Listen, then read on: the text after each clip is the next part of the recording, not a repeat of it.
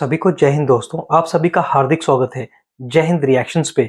आशा करता हूँ कि आप सभी लोग बहुत अच्छे होंगे। तो आज हम आपके लिए एक इंटरेस्टिंग और एक बहुत ही दमदार डिबेट लेकर आए, जिसमें आप देखेंगे भारत के युवा पत्रकार और कश्मीरी बेटी उरफाना मुनीर और पाकिस्तानी पत्रकार अमार इफ्तिकार के बीच में हुई तीखी और गर्मा गर्म बहस। तो ये वीडियो काफी इंटरेस्टिंग होगी और ये वीडियो का सेकंड पार्ट है। फर्स्ट पार्ट हम ऑलरेडी आपके लिए चैनल पर डाल चुके हैं, जिसे आप लोगों ने बहुत ज्यादा प्यार दिया था थ्रू मैसेजेस और कमेंट्स। तो इसे भी अंत तक देखें और चैनल पे नए हैं तो चैनल को सब्सक्राइब कर दें, ताकि हम आपके लिए लेटेस्ट दमदार और इंपॉर्टेंट डिबेट्स लाते रहें। तो चलिए पहले ये वीडियो देखते हैं और अंत में इसके बारे में बात करेंगे।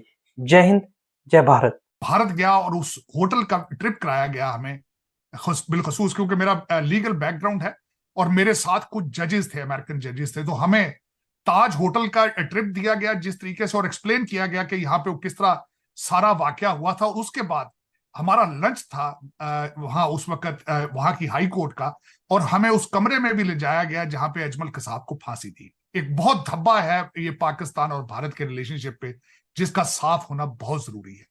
इसमें 10 वो देखिए, ultimately regardless how it is, वो 10 लोग जो थे वो थे पाकिस्तानी। तो that makes you concern, that make you relevant, that makes you liable to explain कि वो कहां से गए, क्यों गए, किसने फंड किया, उनका ऑपरेटर कौन था पीछे से। मैं उसकी वो वीडियो कॉल्स भी सुनता रहा, जो पीछे से ऑपरेटर जो है उसको जब कहता रहा कि ले हुण तू जन्नत दे नेड़े आ गया, हुण तू अगला अगला स्टेप चो। साहब इतना सिस्टम उनका सोफिस्टिकेटेड है। मैं अभी खुद, मैंने आपको बताया था भारत जा रहा हूं, मैं कई दफा पहले गया हूं, मेरे पास उनका बिजनेस वीजा रहा है, मैं डेलीगेशंस के साथ कई दफा गया हूं। लेकिन उनका सिस्टम इतना सोफिस्टिकेटेड है, इतनी चीज मैं सोच नहीं सकता। तो मैं भारत के साथ कंपेयर करना, मैं समझता हूँ ज्यादती है। आपके लिए ज्यादती है, भारत के लिए क्या ज्यादती होनी है? जो मैंने ऑब्जर्व किया है, 26/11 इंसिडेंट हुआ, उसके बाद से पाकिस्तान और इंडिया के खासतौर पे वीजा की अगर बात करें, यहां से जो वहां पे लोग जा सकते थे, काफी ज्यादा स्ट्रिक्टनेस हुई, काफी ज्यादा सख्ती हुई। कि आपकी 2000 मस्जिदें चाइना में जो शहीद हुई हैं उनके बारे में आप बिल्कुल बात ही नहीं करते आप। अब यहां पे ये जो आप वाक्या कर, मैं इसको साथ सपोर्टिंग आर्गूमेंट, ये 1947 में पाकिस्तान के अंदर 21% हिंदू मौजूद थे, आज आपके पास 1% हिंदू मौजूद है। रोहिंग्या मुसलमानों के बारे में बिल्कुल नहीं सोचते आप। पता नहीं, आपको उनके शायद रंग डार्क है इसलिए आपको वो पसंद नहीं है। हालांकि वो 1 मिलियन से ज्यादा दुनिया में जलीलो ख्वार हो रहे हैं, 9 लाख से ज्यादा तो सिर्फ बांग्लादेश में पड़े हैं। आप उनका बिल्कुल बात ही नहीं करते आप उनकी। आप चाइना में मस्जिदें आप वो गिरा रहे हैं, आप बिल्कुल उनका जिक्र ही नहीं करते आप। साहब आप देखें, आपने किस मुल्क के साथ हाथ नहीं किया। अब अगर देखा जाए, आप, मैं कहता हूं सारे मुल्कों की लिस्ट सामने रख लें, आपने किस मुल्क के साथ धोखा नहीं किया। आप आइसोलेशन की एंड पे आ चुके हैं। आपने जब चाइना को नहीं बख्शा रिसेंटली, जब आप चाइना का हर चीज आपने बंद कर दी, वो बेजार है आपसे। वो आप टोटल इस वक्त IMF के कैंप में, आप टोटल इस वक्त अमेरिकन कैंप में, आप टोटली बिल्कुल को अबेंडन कर दिया। लेकिन किस खूबसूरती के साथ आप, अब जब आपका IMF का, अमेरिका का गेट बंद हो गया, तो CAPEC शुरू कर देंगे। कि हमारे फॉरेन मिनिस्टर ने पिछले दिनों या अमेरिका के दौरे पर आए थे, एशिया सोसाइटी में उन्होंने खड़े होकर कहा था कि हिंदू मजहब, बताना चाहूंगा कि चौधरी साहब, दुनिया में जहां भी कोई बदोशा बंदा जिसका कोई कसूर ना हो किसी चीज का, उसकी जान, मैं तो उसकी फीलिंग्स के बारे में भी मैं कहता हूं कि उसको नहीं हट करना चाहिए, जान उसकी लेना, तो मैं समझता हूं कि it will be a worst tragedy on the planet. मैं इस पे जितना भी अफसोस किया जाए कम। मैं बल्कि कई दफा रोया उस वक्त जब उन लोगों को, बदोशे लोगों को मारा गया रेलवे स्टेशन पे, चाहे ओपन शूटिंग की गई, या जिस तरीके से उस होटल को घेर कर फिर वहां पे जो जुल्मो सितम किया गया। मैं समझता हूं इसको इस्लामिक नहीं होना चाहिए, इसको इस्लामिक रंग, इसको ये नहीं, इसको ये कहना चाहिए कि यार ये देवर सर्विंग पाकिस्तान और देवर सर्विंग इस्लाम, और ये क्या था सारा कुछ। अब इस पे आगे मैं चलना चाहूंगा कि मैं एक अमेरिकन डेलीगेशन के साथ भारत गया और उस होटल का ट्रिप कराया गया हमें बिलखसूस, क्योंकि मेरा लीगल बैकग्राउंड है और मेरे साथ कुछ जजेस थे, अमेरिकन जजेस थे। तो हमें ताज होटल का ट्रिप दिया गया जिस तरीके से, और एक्सप्लेन किया गया कि यहाँ पे किस तरह सारा वाकया हुआ था। और उसके बाद हमारा लंच था वहां उस वक्त वहां की हाई कोर्ट का, और हमें उस कमरे में भी ले जाया गया जहां पे अजमल कसाब को फांसी थी। ये मेरी फर्स्ट हैंड इंफॉर्मेशन थी। लेकिन मैं कहूंगा इसको जितना भी कंडेम किया जाए वो कम है। जिस तरीके से 166 फैमिलियां तबाह हुई, रिगार्डलेस उनका जो भी रिलीजन बिलीफ था, उनके बच्चे, उनकी उनकी माओ के बच्चे मारे गए। मैं समझता हूं कि इसको याद रखना चाहिए, इसको क्लैरिफाई करना चाहिए। और मैं समझता हूं कि पाकिस्तान भारत रिलेशनशिप के दरमियान एक सबसे बड़ी हर्डल या समझी जाए तो वो यही है, जब तक दोनों तरफ से इस चीज को क्लियर ना किया जाए। यहां पे मैं क्योंकि मेरी कोई इंफॉर्मेशन फर्स्ट हैंड नहीं है कि मैं ये कहूं कि इसमें कौन कसूरवार है, लेकिन एक चीज जरूर कोट करना चाहूंगा, हमारे वज़ीर आज़म नवाज शरीफ साहब ने इसके बारे में कई दफा कंट्रोवर्शियल स्टेटमेंट्स दी है, ऐसा ही है, जो कि इस चीज को कंफ्यूज करती हैं, और जब तक उनको क्लैरिफाई ना किया जाए you can not move forward. एक बहुत धब्बा है ये पाकिस्तान और भारत के रिलेशनशिप पे, जिसका साफ होना बहुत जरूरी है। इसमें 10 वो देखिए, ultimately regardless how it is, वो 10 लोग जो थे वो थे पाकिस्तानी। तो that makes you concern, that make you relevant, that makes you liable to explain कि वो कहां से गए, क्यों गए, किसने फंड किया, उनका ऑपरेटर कौन था पीछे से। मैं उसकी वो वीडियो कॉल्स भी सुनता रहा, जो पीछे से ऑपरेटर जो है उसको जब कहता रहा कि ले हुण तू जन्नत दे नेड़े आ गया, हुण तू अगला स्टेप चुक। मैं समझता हूं कि मेरे लिए इस वाक्य के बारे में बात करना भी तकलीफ दे छोड़, मैं क्योंकि मैंने उस सारे वाक्य को होता देखा है, और मैं जिस तरह मैंने कहा है कि मेरी नजर में दुनिया का हर शख्स जो है वो एक कीमती शख्स है, वो एक कीमती इंसान है। किसी का बेटा है, किसी का भाई है, किसी का बाप है, किसी का हस्बैंड है, उसको इस तरीके से मारना और बकरों, अब मैं कहता हूं कोई उनका कसूर नहीं, बेचारे सुबह उठ के काम करने गए हुए थे और वापस आए तो ये मेरे, और उसके बाद मैं पुलिस वालों को मैंने देखा है जिस तरीके से उन्होंने अपनी जानें दी है, my hat off to them at the same time. लेकिन one of the human tragedy, the Mumbai was a human tragedy, इस पे जितना भी अफसोस किया जाए कम है। मैं समझता हूं कि दिस इज, और मैं यहाँ पे वंस अगेन चॉइस अब ये कहूंगा, दुनिया का कोई भी मजहब आपको इजाजत नहीं देता कि आप किसी दूसरे को हर्ट करके आप जन्नत या दोज़ख या कोई रिवार्ड आपको मिलेगा। It's not possible, it is not possible. हाँ, अगर आपने उसमें अपनी मर्जी की चेंजेस कर ली हैं तो फिर उसके बारे में तो दुनिया का हर मजहब जो है वो पॉलिटिकली हमेशा अब्यूज हुआ है, इसमें कोई शक नहीं है।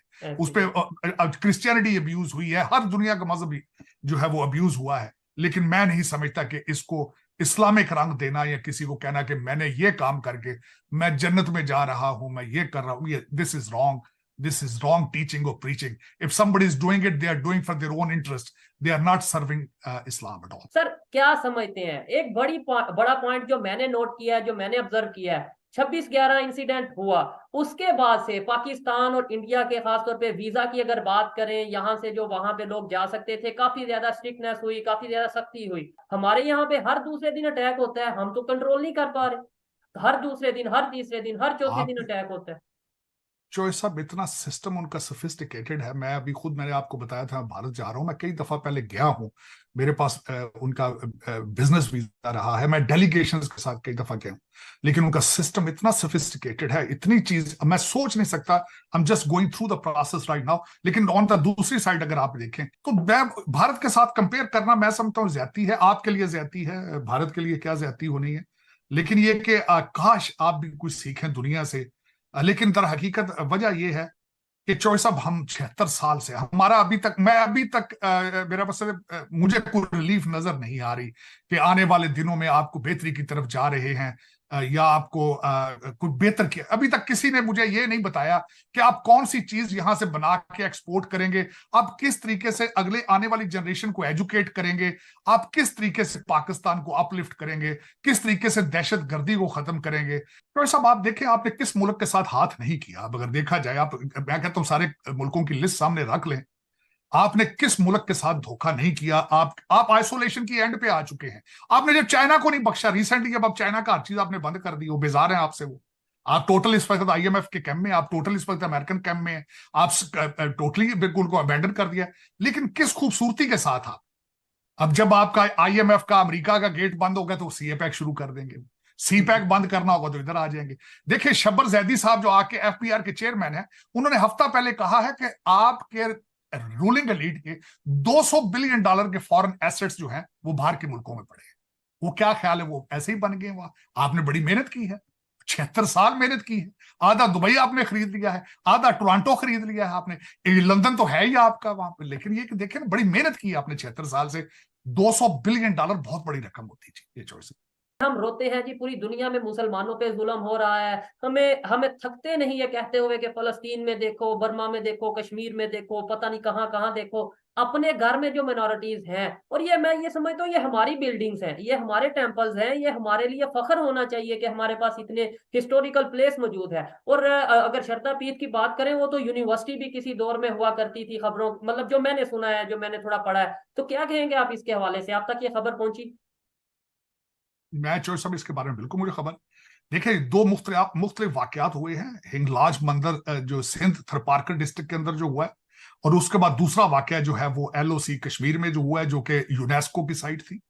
और उसके बाद मेरा क्वेश्चन ये होगा कि बाबरी मस्जिद की बात करें तो आपके आपके मस्जिद के अंदर हर जुमे वाले दिन हर मौलवी जो है खुतबे में सारा कुछ ये पढ़ता है कि हम ये कर देंगे, वो कर देंगे। हालांकि मैं आपकी इंफॉर्मेशन के लिए अर्ज करूं, मैं जब सब कॉन्टिनेंट की हिस्ट्री पढ़ता हूं तो मुगलों ने बहुत ज्यादा मंदिरों को डिमॉलिश करके वहां पे मस्जिदें बनाई थी, इसमें कोई शक नहीं।